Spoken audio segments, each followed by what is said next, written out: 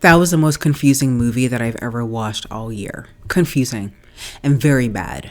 Let me set the stage for you. So I was always intended to watch the Joker 2 movie because I loved the first one. The first movie, Joker 1 movie, was very good. I was in love. I loved how the director and the writer kind of portrayed Joker in a very real, raw, but still DC way. It was very DC, the way they portrayed Joker.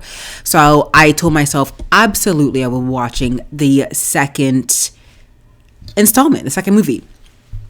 So I watched it on Friday, and so I started to see TikToks on my TikTok feed, on my FYP page, the For You page, people going to go see the movie. Either they didn't like it, either they walked out of the movie, or they did watch the movie and it was just strange. They had like a very strange reaction. So it made me even want to go and watch it even more because I'm so curious as to why people thought it was so bad. Because I'm seeing a lot of TikTok saying that it was so bad. And people, some even saying, I'm not going to go watch this movie. You shouldn't go watch it either. So honestly, when someone tells me I'm not going to like it, it makes me want to go watch it to see if I like it or not. And so I went to go watch the movie on the weekend with my friend in Toronto, and my friend and I was both so interested. I was driving on the highway to Toronto. It was getting really late, so I wasn't able to watch any of the commercials before the Joker movie. I think I did watch one, but I forgot. I even forgot the commercial that I did end up watching the tail end of. And so it started the movie, and before I even get to that, so my friend and I started to buy a ticket. So the goal was to get to Toronto and watch the movie at 7 p.m. I ended up getting there at 7:30, and that was the latest until 9:30. So it's either we watch 7:30 or we don't watch it, get dinner first, and then go watch the movie. So we ended up watching the movie, then getting dinner after. So, but the 7:30 one was the 4DX. I've never ever watched a movie in 4DX. Let me just set the stage of that now. Never watched a movie in 4DX in my entire life. So I watched a movie in 4DX and I'm sitting in the seats, and these seats look really nice. They didn't incline, so I'm like, okay, these seats are not going to incline. On the side of the seat is something that says no water, and I'm like, I don't know what that means, and I don't know what a 4DX means, so I'm just going to click no water for myself and no water for my friend, because at the beginning of the movie, my friend wasn't here. She went to the washroom. So I'm sitting down. I have my medium popcorn. I always eat popcorn when I watch movie, even if I'm full, even if I'm hungry, even if I'm not hungry. I always have popcorn because I love popcorn. Popcorn is my comfort meal, my comfort food. And I have my Coke because I was getting really tired of the driving 2.5 hours to get to Toronto and watch it with my friend, because I wanted to catch up with my friend, and that's why I chose Toronto. And she lives there. So I'm sitting down. So the movie starts up and opens up with this cartoon, which I think is brilliant. A cartoon of what we're about to see. Not the entire story, but bits and pieces of it. It's very DC. I liked that. It made me even want to know what's happening. It made me even want to see the movie even more. And the entire intro of the cartoon, they were singing. And I'm like, okay, is this going to be a musical? Why is everybody singing in this cartoon? Do they have to sing? Whatever. And then we get to a stage where we see Joker in the prison. Now, my friend makes it back to her seat at this point, and we're watching the movie. And Joker is getting ready, leaving the cell, and he's pulling his clothes and washing up, brushing his teeth, and now they're shaving his beard and they're making fun of him. And we're like, okay, we're at the point where we're going to watch him in jail. And at this point, I'm telling myself, hopefully they don't stay in this environment, which is prison, jail, for a long time, because we want to see Joker be himself throughout the entire movie. I don't know how long this movie ended up being, but I think it ended up being 2 hours. So it ended up being literally 7:30 p.m. till around 10 p.m. So I'm going to go through each and every portion of this movie that I thought was weird and interesting. No, weird and confusing, obviously. Not interesting, weird and confusing. And before we continue, please don't hit Please don't forget to hit that subscribe button, hit the like, hit the comment. I really would appreciate it. And if you're wondering why I'm wearing a coat, because my house is actually quite cold. Okay. Now we got all the questions and all the things we need to do out of the way. And subscribe, please. I would love that. As a small content creator, it really does help me. And I know y'all don't like hearing that, but I have to say it. So, what do I not like about this movie? Let me just start off with this. Prison. Okay. We understand that Joker committed horrific crimes in the first movie. We understand that. He literally killed somebody on national TV and millions of people saw it. We get that. He's in jail. Now, did we need to see the prison guards also show themselves being psychopaths and also brutalizing and hitting and wasn't there an intimate relations, no consent situation when Joker came back from one of the trials?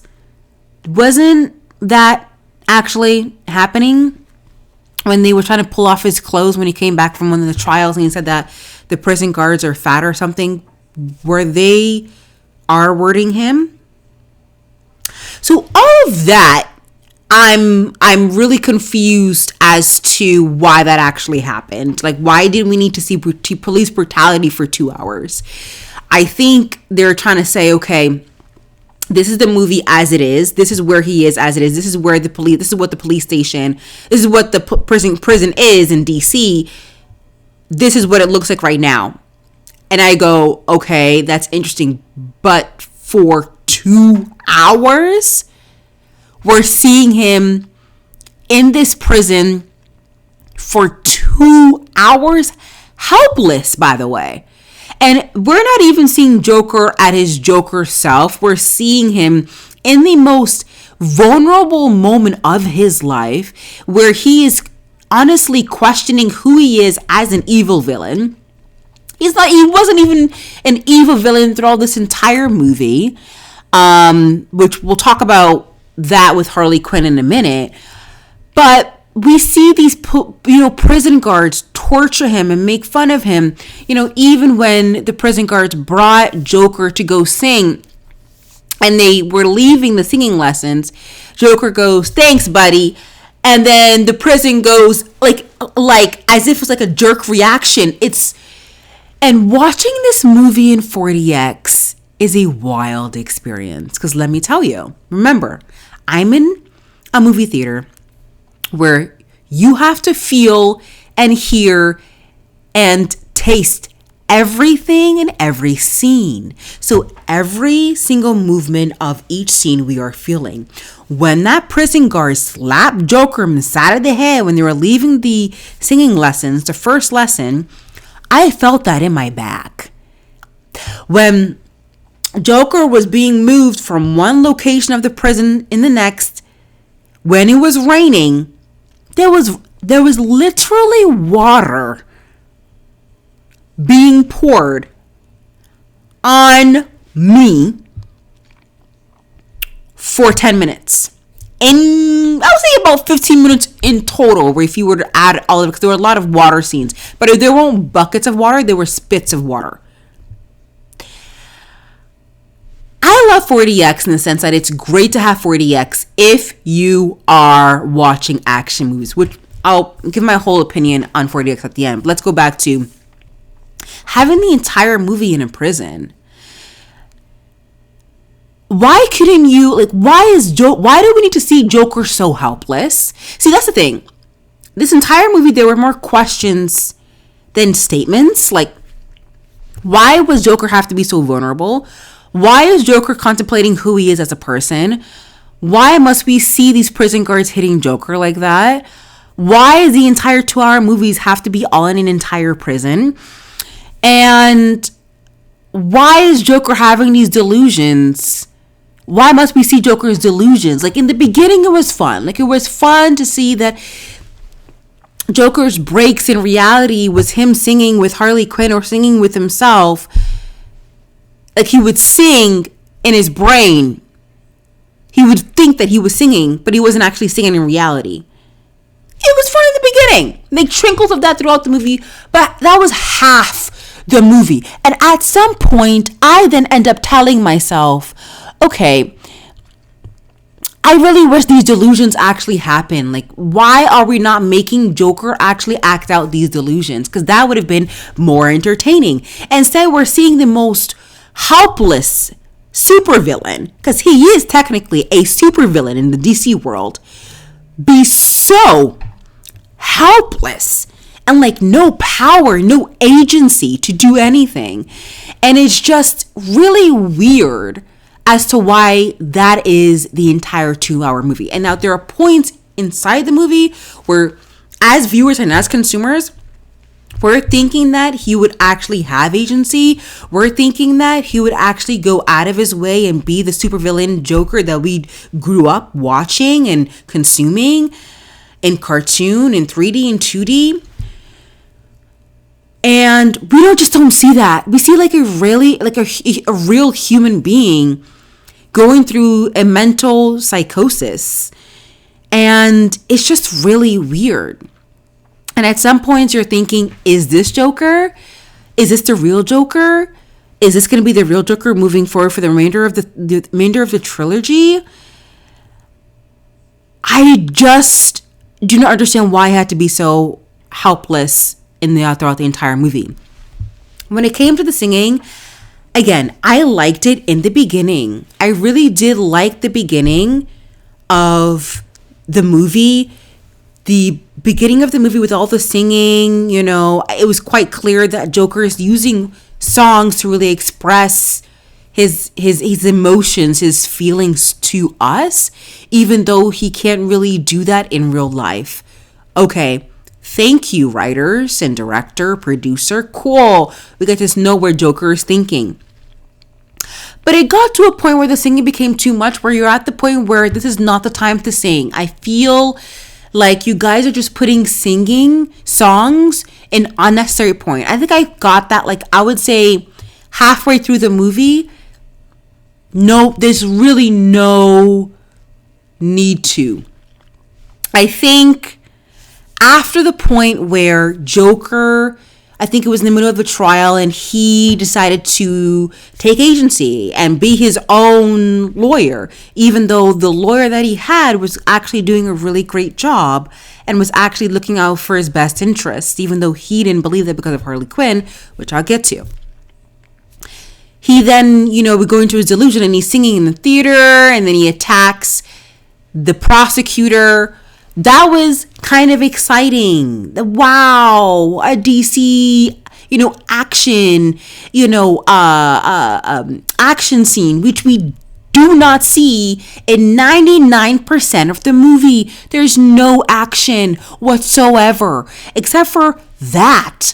And there was one in the beginning where he meets Harley Quinn and they fall in love. We go into delusions, and Harley Quinn and Joker are singing on a stage. Harley Quinn then brings out a gun, pretends to shoot her. We're like, pretends to shoot Joker. We're like, oh my God, wow, oh my God. But that didn't actually happen. And then he convinces her to put down the gun.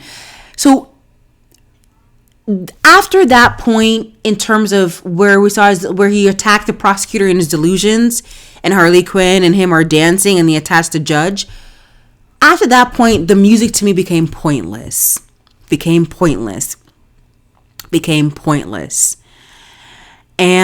that brings me to my next point, which is there was no action films. Listen, DC is really different from Marvel in the sense that this movie reminds me of the entire DC TV show where the guy is blind. I think you guys know what I'm talking about. Maybe is he Marvel? But I'm pretty sure it's DC. The DC TV show on Netflix where he's completely blind, but he has but somehow he has, super bionic hearing and all of these things, and he can, sense when a person is coming, and he can totally do this, that, and the third.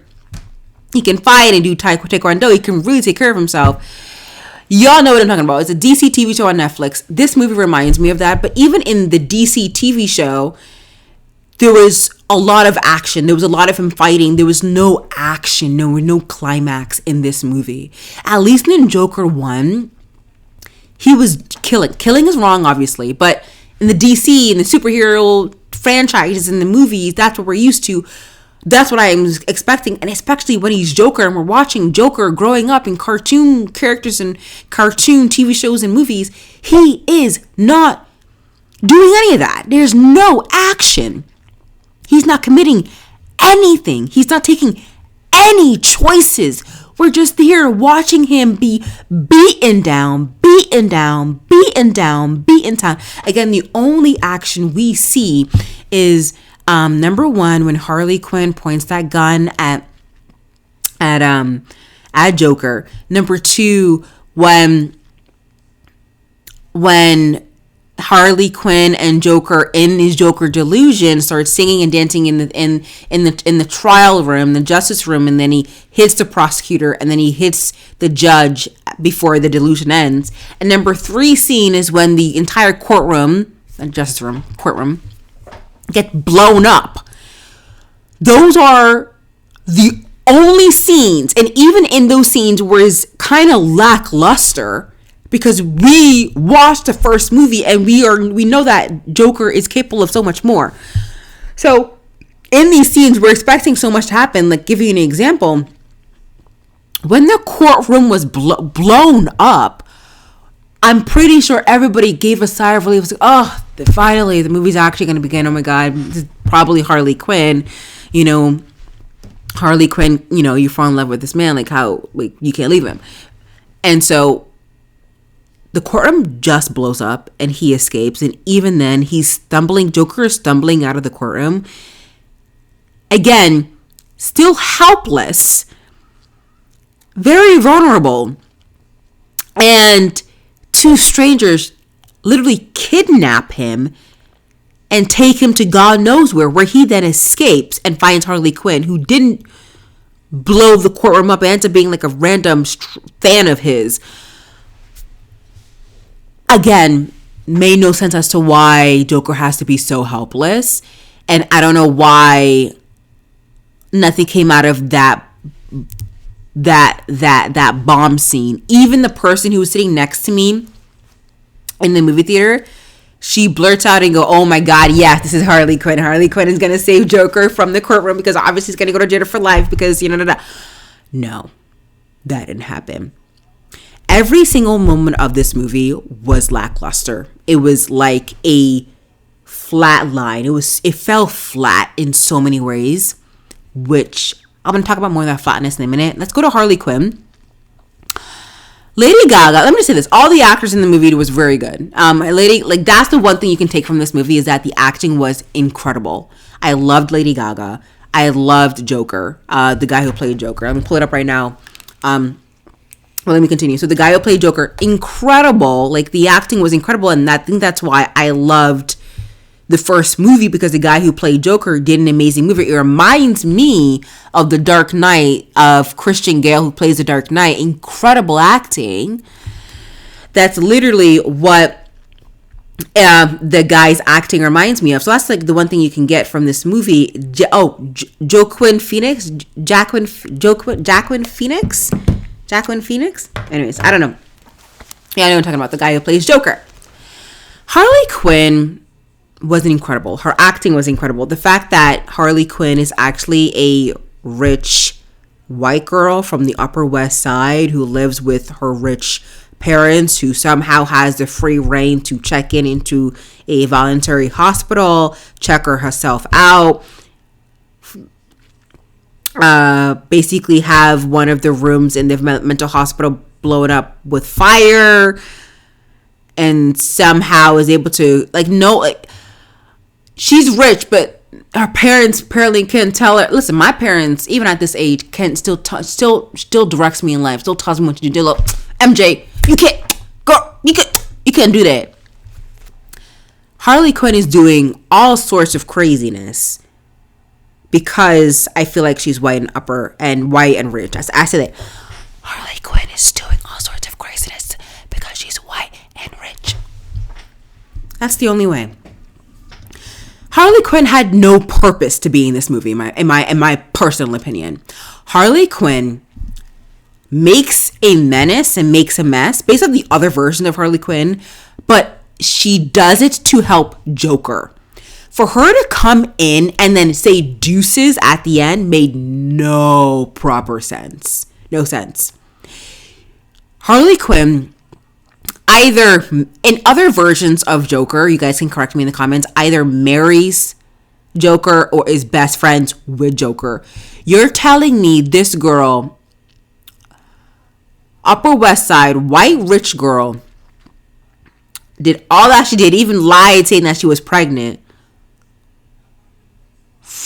just so to be closer to Joker, and now that he wants to be close to you, you retract? I mean, it does follow the psycho behavior, but even then, if you're not in love with him, doesn't Harley Quinn still help Joker do other crazy things in the DC world and cause a ruck and a menace and commit crimes? Why is Harley Quinn saying deuces? Like, where are you going, Harley? Where are you going, girl? Like, where are you gonna go? You're obviously your rich self. You're not able to entertain yourself as a rich white girl. That's why you're here with Joker as a form of entertainment. Now he's like your play toy. You're down with your play toy. That's why you're leaving. That's not Harley Quinn. Like, that made no sense to me. That made no sense. And that means, and we realized that Harley Quinn didn't blow up the courthouse. We're like, then who the hell did? A random person? Okay, cool. But even when Joker left the courthouse, Joker still left so helpless. I don't understand. So, in conclusion, the entire movie fell flat. There was no storytelling in whichsoever way. It's like it was telling us this is where Joker is and this is his life and that's it. There was no climax. There was no good parts. There were no bad parts. It was just flat, you know? It like there was no movement in the movie. Like, what story, what message are we supposed to get from this movie? Please let me know, because I really do not understand the message. You cannot tell me you spend 2 hours with us watching Joker helpless, no agency, being used and abused. And then at the end, we leave about to going on to the credit scene with someone stabbing him and him about to die. And so the person who stabbed him, is he Joker? Because he then created those like Joker lines on his face. Is he Joker now? What the freak? What the freak? What in the world is that? And now we're leaving the movie thinking, so that's not Joker. That's not Joker. Is the person who stabbed him going to become Joker and his minions? Are they going to work for him? Are they going to be together? I don't really understand. And I would like to say, for the record, the confusion that I got from this movie. Okay, I'll go into that. But let me just go into saying acting was good. That was the only thing I got from it. No storytelling. Like, there was no message to be had. It was, like I said, we're just seeing where Joker is in his life. Basically, that's this movie. I pray to God they should not make a third movie. I really wish to not make a third movie. It's like this movie felt like an independent movie. It did not feel like the same director and writer who wrote and producer who did the first movie is doing this. I'm telling you right now, it's like they fired the entire team who did Joker 1 to do Joker 2. They fired the entire team and they hired an independent team to do Joker 2. Listen, I get it. You know, Joker is supposed to feel very real, real in real life. And if you guys see stains on my jacket, I apologize. It's like, anyways, but let me continue here. Joker is supposed to be real. And I was talking to my friend about it. My friend is like, they messed up with Joker because they made him too real. And I agree. At this point, they made Joker too real because now he doesn't feel like Joker. He just feels like a normal person. And even in the DC, some of the DC characters who seem really real, they're still not real because there's something unique very unique that you still can't be able to obtain on your own. That is very unique to them and very very, very powerful to them that you still can, get from your own. You know what I mean? Get on your own. And so with this, is like Joker is Joker because of his past trauma, but you can't have him be lost like this for the entire 2 hours. It just felt really weird. And so that's why I would give this movie a C+. Should I start grading movies, guys? Let me know. It's not good, and I really don't think they should create a third one. If they are going to create a third one, they need to hire the same people who did the first movie for the third one. I don't know who. Maybe they had too many hands in the same basket for the second movie, and that's why everybody gave their own opinions, and it ended up being like a whole mush of nothing, because that's what it feels like. This movie is a mush of nothing. In fact, if you didn't watch the second movie, I feel like you would have been fine. You would have been good, because you didn't gain from it. No one gained from watching this movie. And if they put Lady Gaga, I think Lady Gaga is perfect for Harley Quinn in this adaptation of Joker. If they created the third movie to be what we wanted for it to be the second movie, you could skip the second movie and just watch the third movie.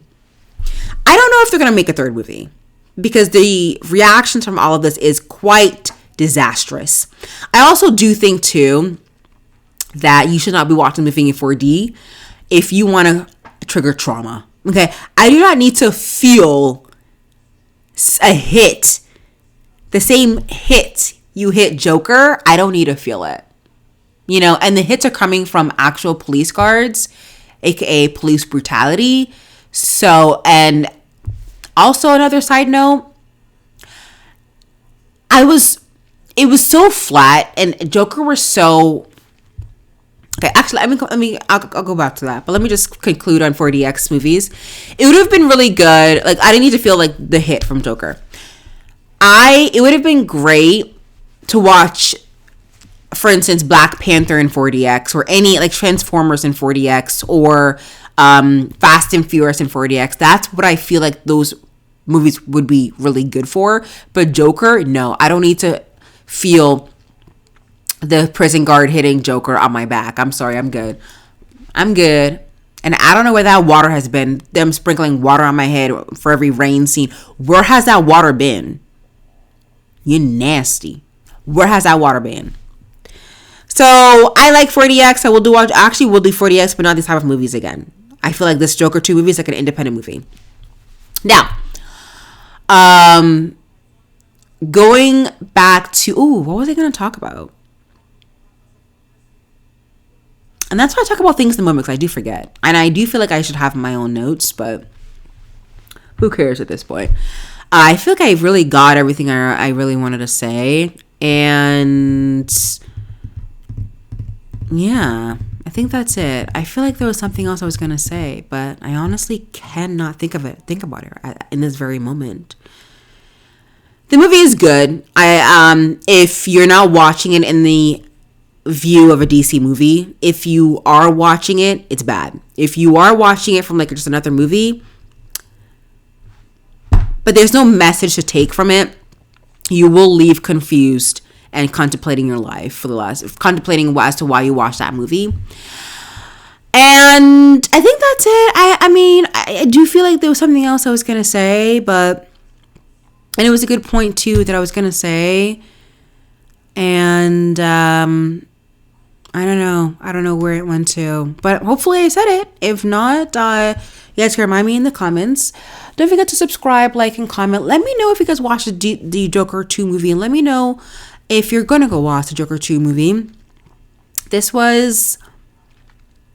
I would say this has to be the least anticipated movie of the year. It was so bad. It was really anticipated. Like, everybody was looking forward to this movie, and it didn't even, like, the expectations are here. It wasn't even on the table on the expectation. Like, it was so bad. So bad. And yes, that's all I have to say. Stay woke, stay healthy, stay safe. I will be watching Love is Blind. The Love is Blind recap will be coming up. And that's gonna be interesting because I heard this Washington DC Love Is Blind is actually really good. So I look forward to watching that. Until then, I'll see you guys in the next video. Bye, guys.